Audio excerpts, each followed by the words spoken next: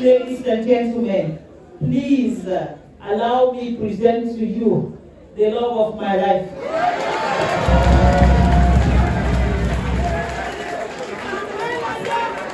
The chairman of ECOWAS and the president of the Republic of Sierra Leone, retired Brigadier Julius Maada.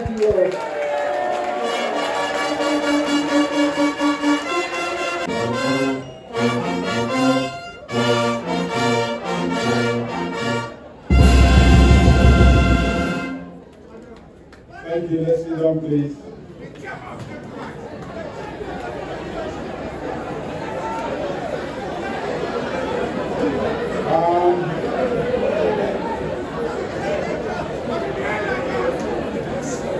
The Chief Minister, Minister of Government, the Honorable Speaker and members of Parliament, I'm here because you trusted in my promises I made to you and voted me as your leader, not only once, but twice. Except for those who are still fighting for electoral justice, we are going ahead and celebrating and doing great things, not only in Sierra Leone, but around the world. I want to say that I stand before you and have been trained and formed through two institutions, the Board School and the Armed Forces of Sierra Leone.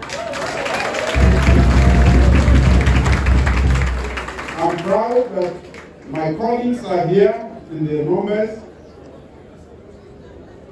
and I want to say thank you. You are not politicians yet, but you could be one day. I am the trailblazer, and I've shown you that when you take off your uniform, you can be better politicians. But don't come with the uniform. And with that gun. Quite a lot has gone on, ladies and gentlemen, and as a country, we should be proud of ourselves. I have always said, and I, at the risk of sounding like a broken record, let me say so again. We are great people in this country. We have not manifested our greatness because we have not had the leadership that will push us so that our potential can come out. Now, we have the opportunity. All of what we have done so far are things that I promised I will do. There is nothing I have done that I did not promise. That is why, for me, why I appreciate you coming together to celebrate it and to say thank you. I see this as fulfilling a promise that I made to this country. Many said he doesn't know anything, he doesn't even have a degree, he doesn't even have money, he cannot live, he cannot go out. Well, that is why I don't only live within Sierra Leone, I live outside of Sierra Leone. And this has taken quite a lot of work to clean up our image as that country which was termed as one of the most corrupt countries, where pregnant women were destined to die. You had a 50% chance to die if you became pregnant. Where nobody wanted to deal with us. I've had to, in the past 7 years, clean up that image so that we can shine as a small nation and to be elected to the Security Council after 53 years of absence. And to be trusted to lead the West African region when we have been there for 50 years and none of our leaders have the audacity to fight for the leadership and say, we can lead. That is not fair to this country, I will say. We are elected to represent you, and we should have the audacity, the strength to say, my people are part of this region, and therefore we should lead. All other countries have led 3 or 4 or 5 times, but never in the history of ECOWAS has Sierra Leone been elected chair of the authority of SLPP.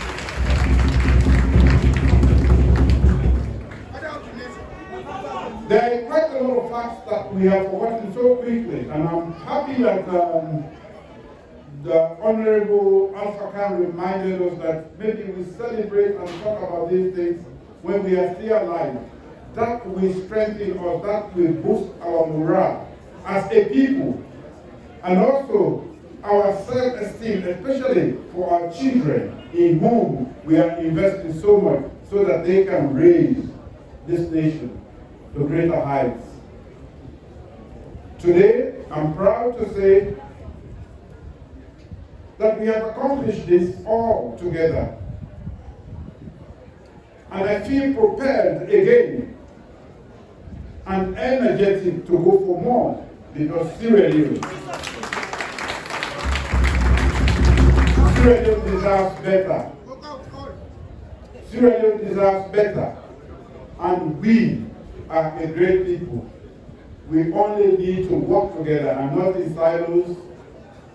And we need that leadership, that mentorship. And that is what I have been providing. And I want to assure you that I will continue to inspire this young generation of leaders. Many I have encouraged to come on board and not to sit on the fringes and think that the world is going to do it for us. We have to do it for ourselves. And for we, the politicians, let's be good politicians. Let the people be at the fore of whatever we want to do in the public space. Then and only can we benefit in a very short time. So ladies and gentlemen, I say thank you for coming together, not only to welcome me, but also show gratitude. I think this was an election pledge. When many said he would not venture out of this country, I said, I will put you back on the map.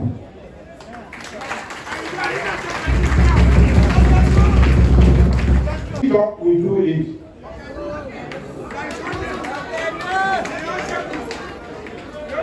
I want to encourage all of us. I cannot accomplish this, and no leader coming in future will be able to do this all alone. We have to do it together. When I lead, I show direction, and it is left with us all to follow that direction. If you trust in my leadership, and in my judgment, and in my temperament, which have shown great fruits to date, we will be heading for greater things. I'm not saying this to flatter you, but I see a lot of potential in people in this country.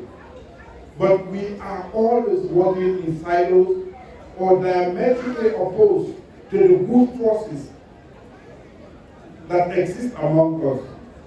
We should support that which is good and oppose as hard as possible and as vehemently as possible that which we think is not good for our country.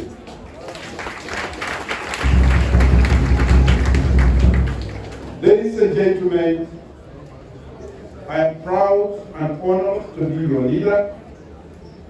And I started off by saying that I have been formed, trained by 2 institutions only. Maybe I will add a third one. The both school, the army, and now you, the people.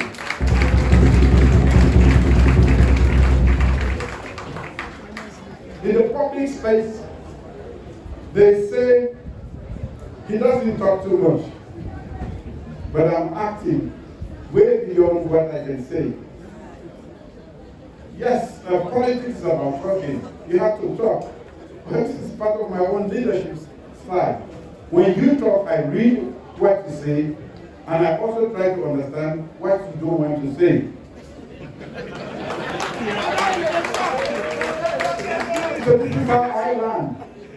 When you talk too much, I can read. You create a window into yourself, and I can read those things you are hesitant to say, but don't want to say at all.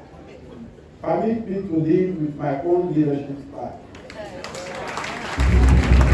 I will talk when it is necessary, but I will act even when you are sleeping. And all my actions are in the best interest of this country. Because we are trained to put our own lives on the line. That was the first job I did. I fought at the front. I'm only fortunate to be standing here. Most of my colleagues have been buried over 25 years ago. So I consider myself blessed. So right from the outset, I have offered my life for this nation. So I'm not the typical politician that you know. I'm not seeking power for the sake of power, but I'm seeking power for the sake of the people. And in the 21st century, the best way you can save a nation, the best way you can take care of people is to give them the best form of education. Ladies and gentlemen, we will never lead as a nation if we do not provide quality education for our people. If we do not become a healthy nation, if we cannot feed ourselves. So as you can see in my human capital development endeavor, I have taken all of these and put them together because I want to make a map, and that map is making the people, putting them at the heart of everything that I do. The left, center, front, and rear of everything that I say and do is meant to give the human being. I take our women seriously.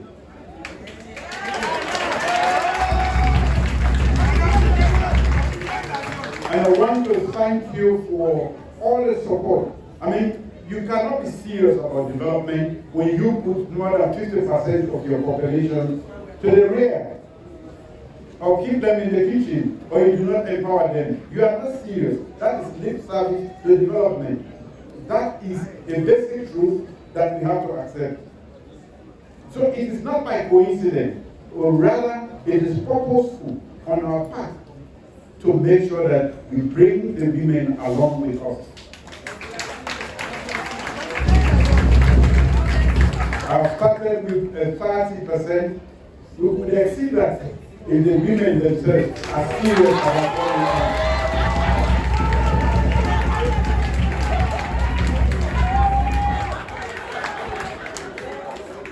I can say that now because I'm not going to go for books again. I don't want to go for books for me. But I have enough women to vote for me. But I think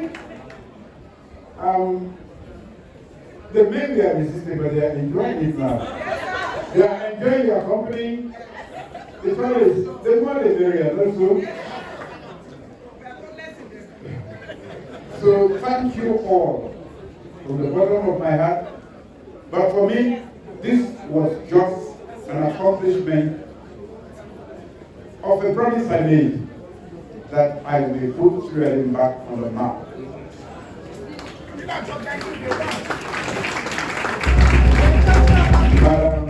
First Lady, now in this state lodge, we have the chair of the ECOWAS Authority of APC.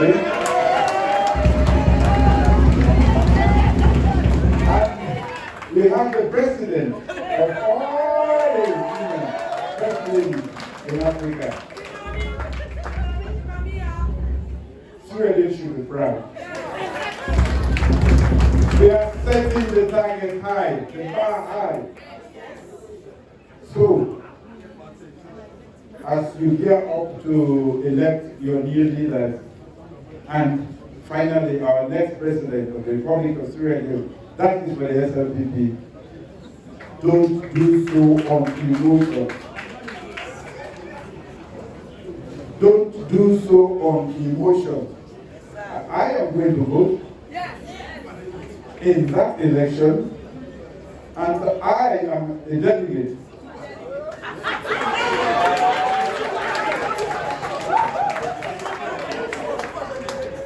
Let's put sentiments aside, and let's make sure our flag bearer is the next president.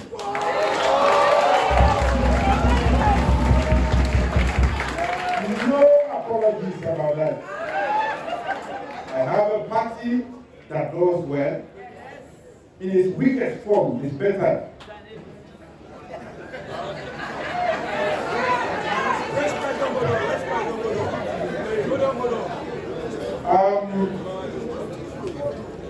I think it's a moral imperative for the SLPP to do whatever it takes to continue.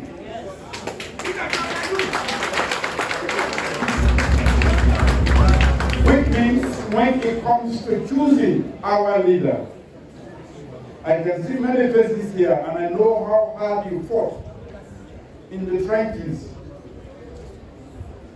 to elect me. And now you are vindicated. There were some who said he cannot even leave this country. There was nothing that they didn't throw at me. But I think today you are vindicated. So when they say, they say, that when I elected, the party go holiday for. I remember that.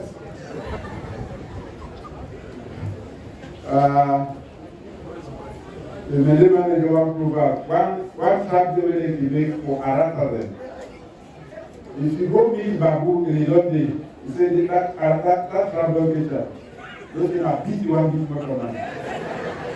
Because if you just need for Jack to figure, the trap all is through you. Don't go for the trap. Put all your thinking to in deep thinking. Be patriotic and love your party. And make and do rational decisions when it comes to choosing your leader. You may very well be choosing your future and the future of your children. On that note, I want to truly thank all of you, for the first ladies, for working with the women to put this together, and for all of you who have come, and for all of you who are with me on this journey. I take credit, but I know I'm not alone. I have so many lieutenants. Like the IG said, he has automatically become the chair of West African Police. So he's a senior.